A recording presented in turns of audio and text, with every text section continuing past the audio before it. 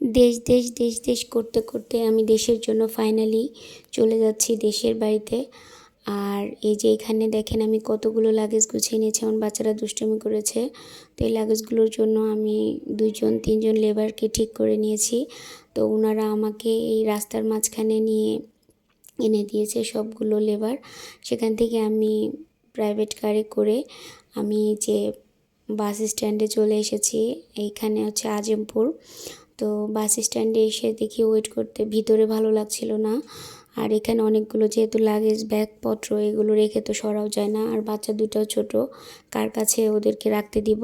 তো পরে আমি কাউন্টার থেকে একটা চেয়ার দিল, আর আমার ছোটো বাবুটাকে আরেকটা জায়গাতে বসিয়ে রেখে আমি ব্যাগগুলোর কাছে দাঁড়িয়ে আছি আর দেখছি যে এতগুলো জিনিস নিয়ে আমি কীভাবে একা একা একটা মহিলা মানুষ দেশের বাড়িতে চলে যাব।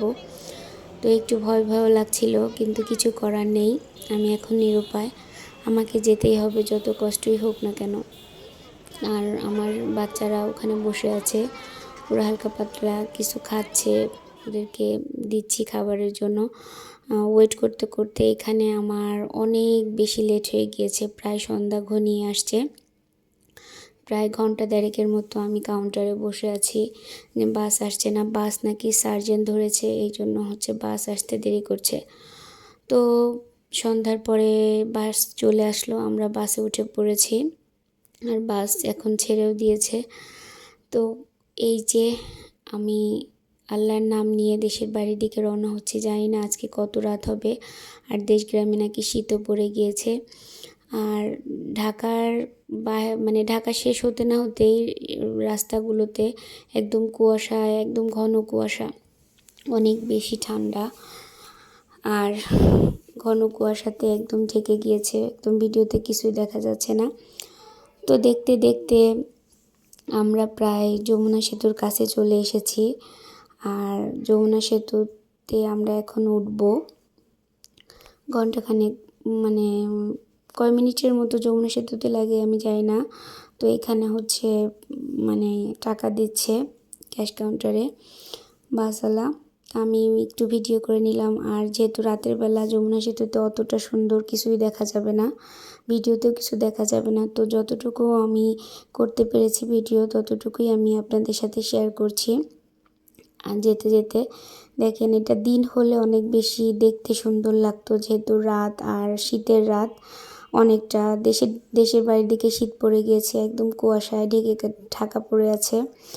তো তারপরও আমার ভিডিওটা কেমন হয়েছে অবশ্যই কমেন্টে জানাবেন। যদি ভালো লাগে তাহলে অবশ্যই লাইক, কমেন্ট এবং শেয়ার করে আমার পাশে থাকবেন, আর আমাকে অনেক দূর পর্যন্ত এগিয়ে নিয়ে যাবেন। 26-27 বছরের ঢাকা স্মৃতিগুলোকে এভাবে রেখে চলে যাচ্ছি, মনে অনেকটা কষ্ট জমে আছে, তারপরও যেতে হচ্ছে বাচ্চাদেরকে নিয়ে।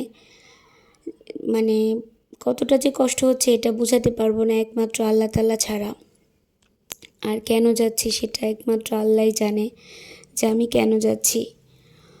তো যা হোক, সবাই আমাদের জন্য দোয়া করবেন, আমি যেন বাচ্চা দুটাকে নিয়ে দেশের বাড়িতে সুন্দর মতো থাকতে পারি, কারণ ওদের অভ্যাস নেই কোনো কিছুতে থাকার। তো আমাকে বাস কাউন্টার মানে 11টা 11:30টার দিকে নামিয়ে দিয়ে গেছে। তো আমার চাচা শ্বশুর এসেছে আমাকে নিতে, একদম অন্ধকার হয়ে গেছে, কুয়াশায় একদম ঢেকে গিয়েছে। এরপর আমি ভিডিও করতে পারিনি। তো বাসায় এসেই বাজারগুলো আমার বাসাতে ছিল, তো এসে আমি এগুলোকে বের করে মানে ছড়িয়ে ছড়িয়ে রাখছি। আর আজকের ভিডিওটা এ পর্যন্তই, যদি ভালো লাগে তাহলে অবশ্যই লাইক, কমেন্ট এবং সাবস্ক্রাইব করে আমার পাশে থাকবেন।